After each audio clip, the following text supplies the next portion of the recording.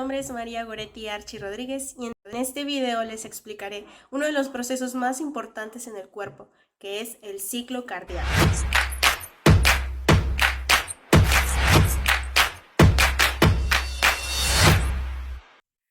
El ciclo cardíaco es la serie de sucesos que ocurren desde el inicio de un latido hasta el comienzo del siguiente.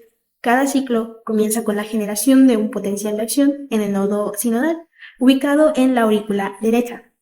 Este potencial viajará por ambas aurículas y a través de las faringes hacia los ventrículos, permitiendo que las aurículas se contraigan antes que los ventrículos.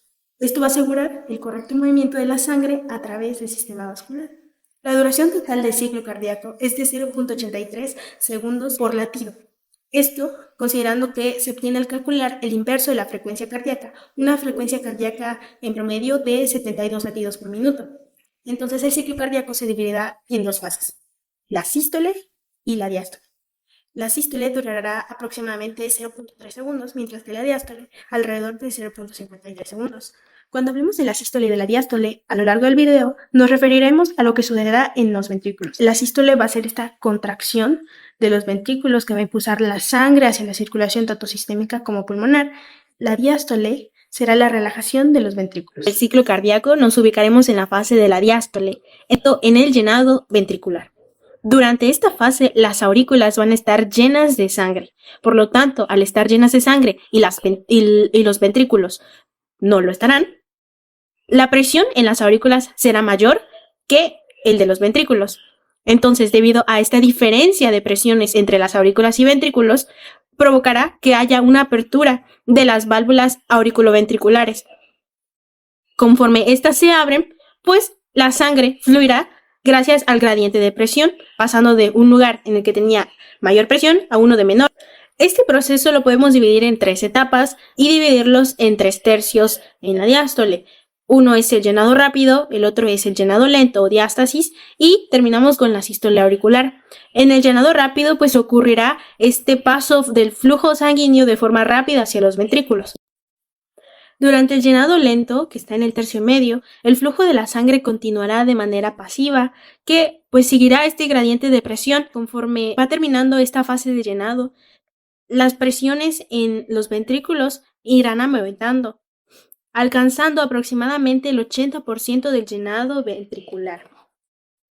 De ahí sigue la sístole auricular, donde las aurículas se contraen y aumentando su presión eyectan el volumen residual de sangre hacia el ventrículo, aproximadamente del 20% del volumen ventricular.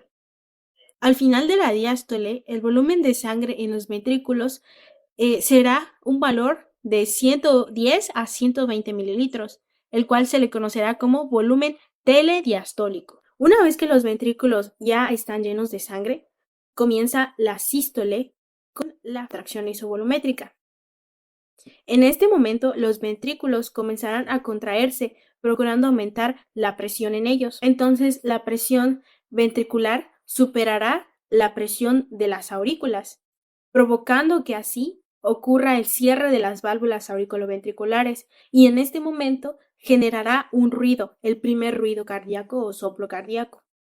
Algo importante aquí es que también debemos comparar la presión que se tiene en los ventrículos con la presión de las arterias aorta y arteria pulmonar. En esta fase, las presiones serán mayores que las de los ventrículos, por lo que las válvulas sigmoideas también estarán cerradas. Entonces, el volumen sanguíneo se mantendrá dentro de los ventrículos.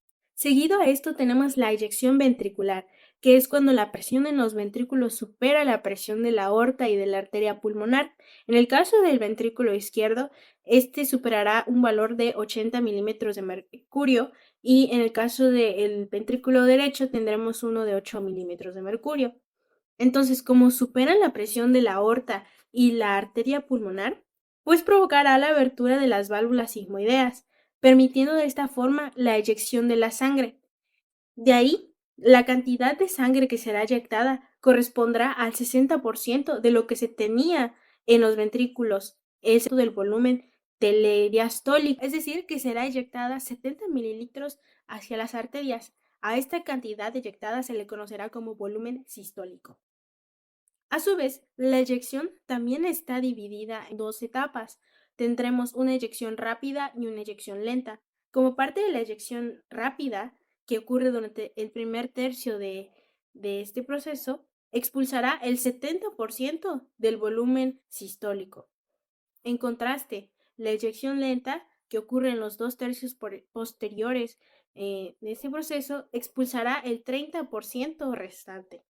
Sin embargo, los ventrículos no expulsarán toda la sangre, quedando un volumen al final de la sístole, un volumen telesistólico de 40 a 50 mililitros. Finalmente, tendremos la relajación isovolumétrica, el cual ya se ubica dentro de la diástole, donde después de la eyección los ventrículos comenzarán a relajarse. Es en esta fase donde la presión ventricular disminuirá por debajo de la presión de la aorta y de la arteria pulmonar. Entonces, provocará que la sangre que fue eyectada intente regresar otra vez al corazón, pero no podrá porque se topará con las válvulas sigmoideas, que éstas se cerrarán.